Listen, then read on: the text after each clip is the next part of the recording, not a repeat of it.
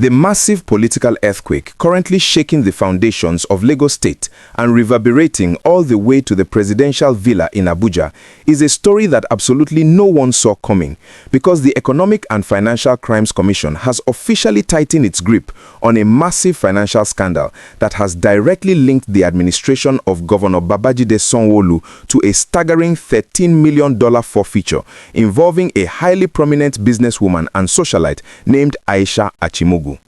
According to the highly detailed court documents and the explosive affidavits officially filed by the lead EFCC investigator, Usman Aliyu, the entire operation was a highly sophisticated financial web designed to seamlessly move massive billions of naira out of the Lagos state system through local contractors and completely convert it into foreign currency. The EFCC has openly declared in a federal court that these Lagos state contractors mysteriously paid massive sums of money into the bank accounts of agents who had absolutely no legitimate business relationships with the state government or the contractors themselves. The funds were reportedly funneled heavily through unlicensed bureau de change operators and heavily facilitated by specific individuals, including Suleiman Chiroma and Dantani Abubakar. As the EFCC aggressively connects these massive financial dots, the political atmosphere in Lagos has become incredibly tense, leading to massive public outcries from various political support groups who are heavily monitoring the situation. This massive development brings us to a highly critical observation about exactly how anti-corruption agencies are currently operating under the current presidential administration. And if you are finding this deep dive into Nigeria's most complex political and financial scandals incredibly informative, please take a quick moment right now to completely smash that like button and actively subscribe to the channel so you never miss out on these heavily detailed and highly accurate daily updates.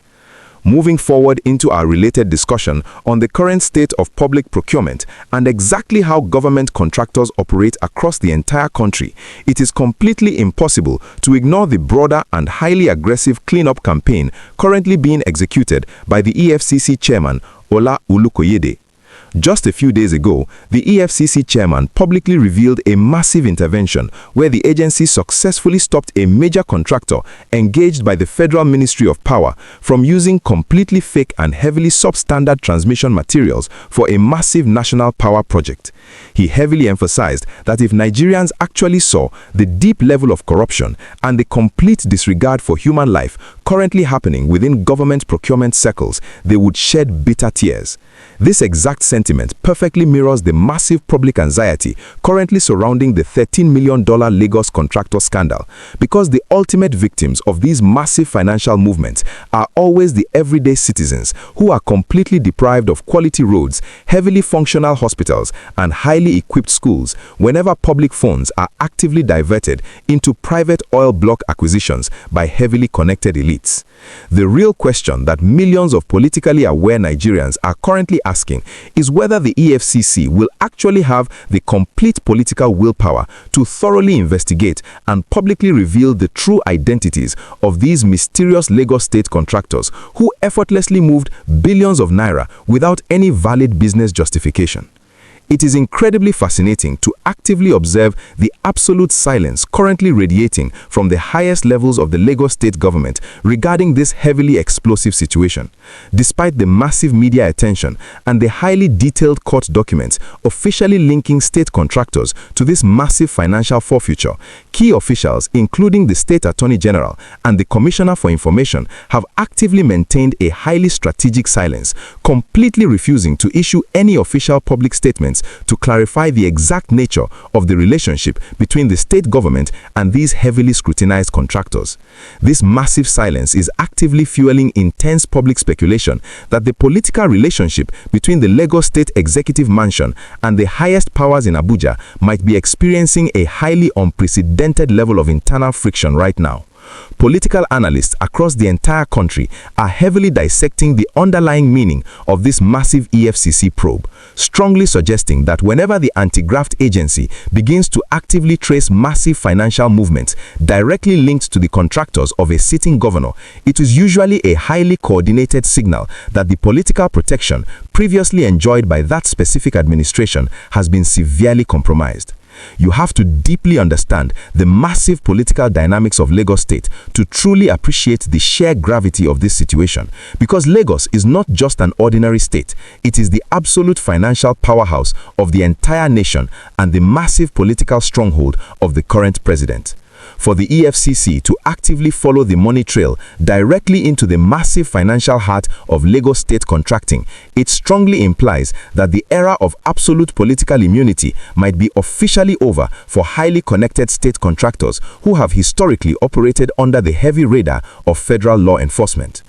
During the highly intense court proceedings that ultimately led to the final forfeiture of this massive $13 million, the brilliant legal team representing Oceangate Engineering, heavily led by their highly experienced lawyer, Darlington Ozurumba, aggressively attempted to convince the presiding judge that the massive funds were actually legitimate earnings and personal gifts. They presented a highly complex argument suggesting that the $13 million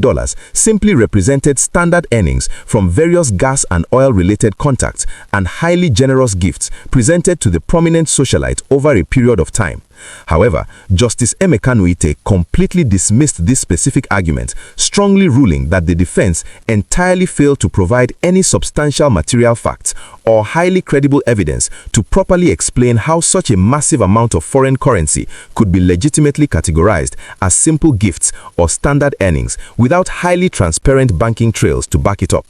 The judge firmly agreed with the highly compelling submission presented by the EFCC's lead prosecuting counsel, Rotimi Oyedepo, who meticulously demonstrated exactly how the massive funds heavily contravened several crucial sections of the Advance Fee Act and the highly strict anti-money laundering regulations of the country. The sheer level of highly detailed forensic accounting deployed by the EFCC investigators in this specific case has completely set a massive new standard for how the agency intends to trace illicit funds moving forward, actively utilizing heavily advanced digital tracking systems to completely monitor the complex flow of billions of naira from local state contractors through a massive network of heavily unregistered bureau de change operators directly into the heavily guarded corporate accounts of prominent energy companies. This massive level of tracking clearly demonstrates that the traditional methods previously used by highly corrupt politicians and their heavily connected civilian contractors to safely hide massive amounts of public funds are rapidly becoming completely obsolete in the face of heavily modernized investigative techniques. As we heavily analyze the political implications of this massive judicial ruling, we also need to actively consider the severe psychological impact this massive scandal is currently having on the highly diligent taxpayers of Lagos State, who aggressively pay their highly mandated levies and heavily expected taxes every single day. It is absolutely crucial for the sitting governor of Lagos State to actively recognize that this massive EFCC investigation is no longer just a distant legal battle happening in a federal courtroom in Abuja. It is rapidly evolving into a highly critical test of his administration's massive commitment to public integrity and highly transparent governance. If the state government continues to heavily maintain this massive wall of absolute silence, it will only actively encourage the highly damaging narratives completely promoted by various political opposition groups who are aggressively waiting to heavily capitalize on this massive scandal ahead of the highly anticipated future elections. This is exactly why your highly valued perspective is absolutely essential to this massive conversation, because the true power of this highly engaged community lies in our collective ability to actively analyze these highly complex political situations and heavily demand the truth from our elected leaders. Do you personally believe that this massive EFCC investigation into the highly suspicious financial activities of these heavily unnamed Lagos State contractors is a clear sign that the presidency is actively going after the current administration in Lagos? Or do you strongly think this is just a completely standard anti-corruption operation that accidentally stumbled upon a massive financial scandal involving state funds?